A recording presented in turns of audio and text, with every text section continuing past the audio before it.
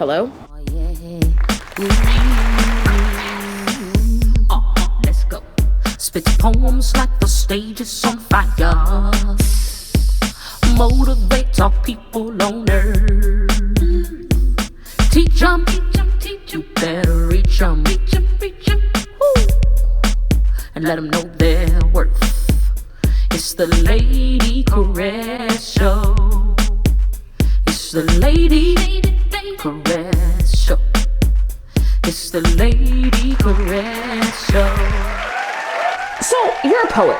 You've got this notebook of poetry that you've been recording your deepest emotions in. Hey, you may have even braved the stage and performed in front of people you know nothing about. Churches, schools, coffee shops. You may have graced all of these sorts of places. But up until now, poetry's just been a hobby.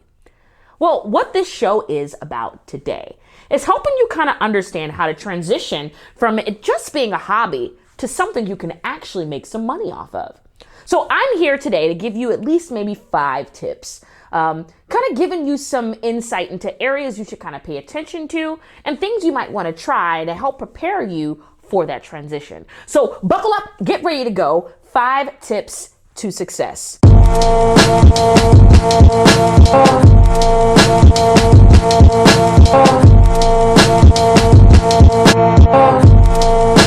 tips to success. And these are in no particular order, okay? These are just 5 things, 5 areas you should really pay attention to. Number 1, content. You know, usually when you go to a poetry spot, it's all people who like poetry. They go there because they want to hear poetry. But the reality is when you want to make money off of poetry, you've got to sell it to people who don't like poetry. What does that mean? That means you may have to switch your content up. Content.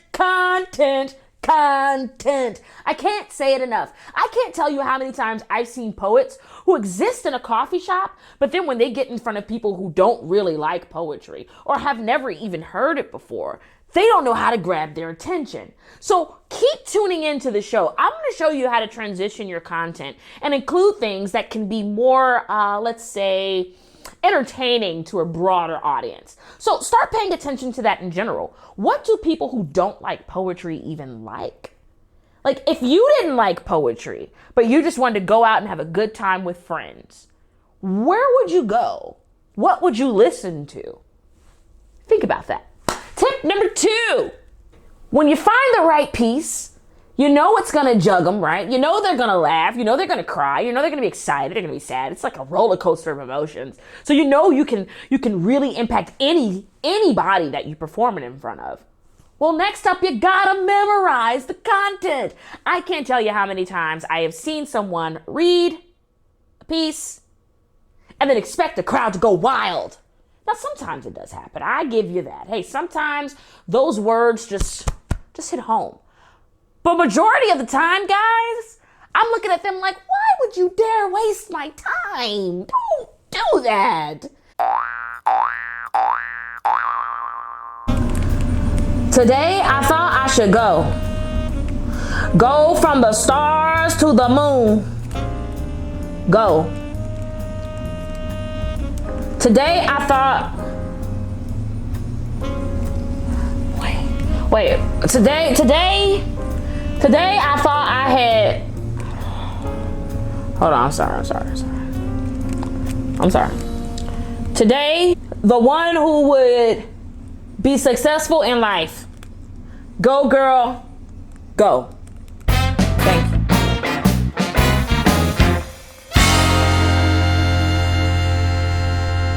Now you know you can do better. Moving on. You've memorized your content, right? So now people can take you seriously. Like, you're ready for the stage, right? You know your piece backwards and forwards, and you got it together. Now it's your press kit. Now you have to have something that tells someone else, hey, let me come perform for you. So what is a press kit? Well, first off, a press kit is like video, right? Video of you showing your performance. Video of you kind of doing your thing. Audience members clapping. Showing that you are actually doing what they're booking you to do. And that is what? entertain the crowd, right? So video is a great way to do that. Also, a list of performances. Maybe, hey, in the past 6 months, here's some of the places I've been. Here's some of the places I've checked out. You may want to call these people and kind of, ask if I was a good performer or not. And then maybe too, your Facebook information, your Instagram information, and we'll talk a little bit about social media later on, because you gotta work on that too. But this is just the start, right? Just a few little tips to kind of get you started. So really pay attention to your press kit. Start building it. Start asking a friend, hey, can you videotape me at my next performance? Or maybe putting your phone up or bringing a camera with you at your next one. Or even just making some videos at home, in your home, so that you yourself can be in charge of what's put out. So really pay attention to that, because that press kit is the key to your success. So next up is traveling, right? Traveling is a huge part. So you've got your content, you've memorized things, right? Like you even have a press kit of some of the things that you've done locally. People have recorded you and you've got all that together. Now you've got your first booking and someone is actually saying, I'm gonna pay you for this and I want you to bring it home. Well, now you gotta travel there. And that's only the first performance. Traveling is the key to any performer's life. Life on the road is one of the biggest components to being a professional performer. You've got to be ready to get on those planes, trains, and automobiles. Live out of a suitcase. Go through the ups and downs and the uncertainties of life. If you're not ready for that, you really may want to reevaluate if going to the next level is right for you. But if you're like, hey, I'm a Rolling Stone. Papa was a Rolling Stone. Wherever he lay, shadow of the sun, we need I. Too much? Okay. Either way, if really being a Rolling Stone is something that entices you or it's interesting to you, then this may be the lifestyle that you really are ready for.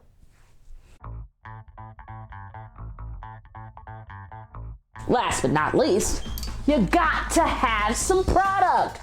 What's product? Product is like a booklet, maybe, collection of your poems that you may sell at the end of your poetry performance. Or it could be a CD that you've recorded, right? Of you actually saying your poems over some audio, or no, not even any audio. Maybe you're just doing it a cappella. Either way, product is your way of making money back. Could be a t-shirt, could be a bookmark, could be a book, could be anything your heart can fathom. But try to think about ways that you can kind of make money directly after your show. Direct to consumer. And you don't want to miss out on that opportunity. Right when you get off on stage, people are going to be just awed by your performance. They're going to be like, oh my gosh, it was the best performance I've ever seen in my entire life. And of course, you want to really follow that up with a, hey, well, if you want to buy a t-shirt, a CD, a book, here's my website, here's my Twitter. Either way, really think about capitalizing off of those types of things. So take those few little tips, right? Kind of work on them. Just start kind of chipping away at them. It's not going to be done overnight. Success isn't done overnight. It's a daily process. But I hope that together we can kind of help you get to the next level. Thank you guys so much for tuning in. And coming up next is freestyle.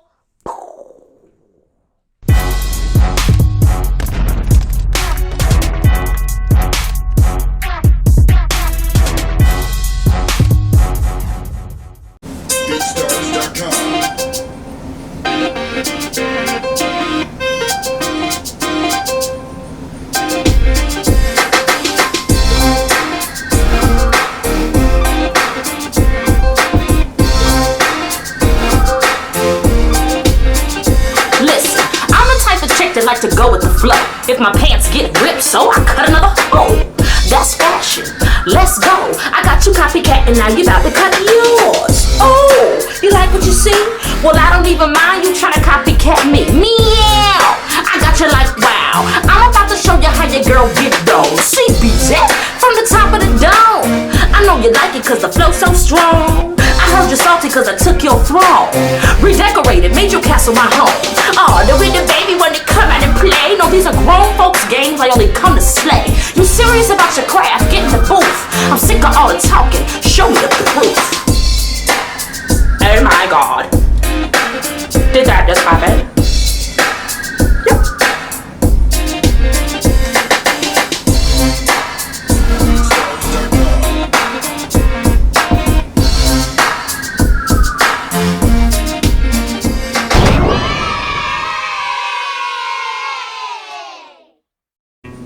freestyling. Why in the world would I choose to include freestyle? Well, to be honest, guys, I freestyle all the time. In the shower, walking my dog, and the purpose of it, or one of the benefits that I've happened to find from it, is that there's so many times I've been on stage, and even me, I actually forget lines. So what do? I freestyle. It's so easy to be able to segue something in really quickly that fits just right. So go ahead, try it for yourself. Cut on a beat, become whatever rap artist you want to become, and just kind of practice. I guarantee you the next time you're on stage, that freestyling can come in handy. Just a little quick tip.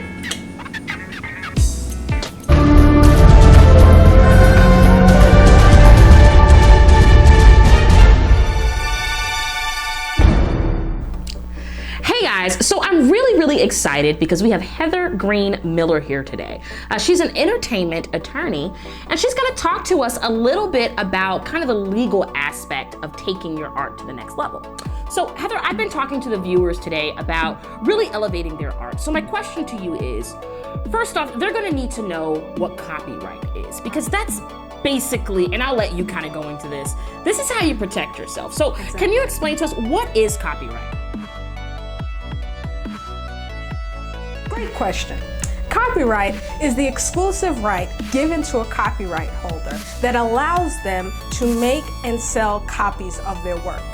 So in other words, let's say that you're an author and you've created a book, or you have a CD of songs that you've created.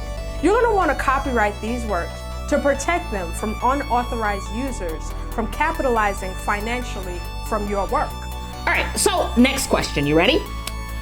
When should an artist copyright their material? That's a very good question.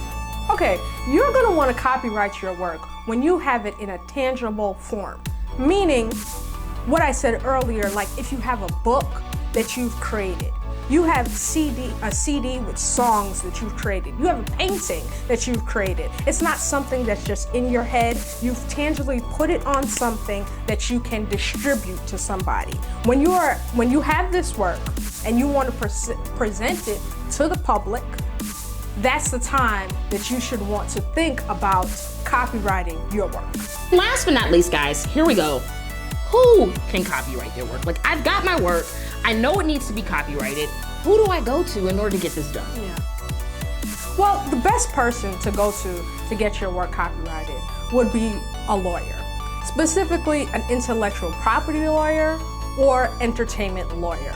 They work pretty much synonymously with each other, but those two are the ones that you're going to really look for when it comes to copyright needs for artists. Guys, so there you have it, all right? We've done copyright black and white. You know what it is, you know when to do it, and you know who to go to get it done. So thank you so much, Heather, for coming by. We really appreciate the information. Thanks a bunch. And thank you so much for having me on your show. Absolutely. And I know if any one of your viewers want to reach out to me, get in contact with me, you can always email the Lady Koresh Show, and your inquiries will get to me. Thank you so much. All right, guys. All right, so coming up next, I'm going to say goodbye to you all, give you guys some information to kind of follow me and Heather as well. Some, my email information is going to be on there as well. Thank you guys so much for tuning in.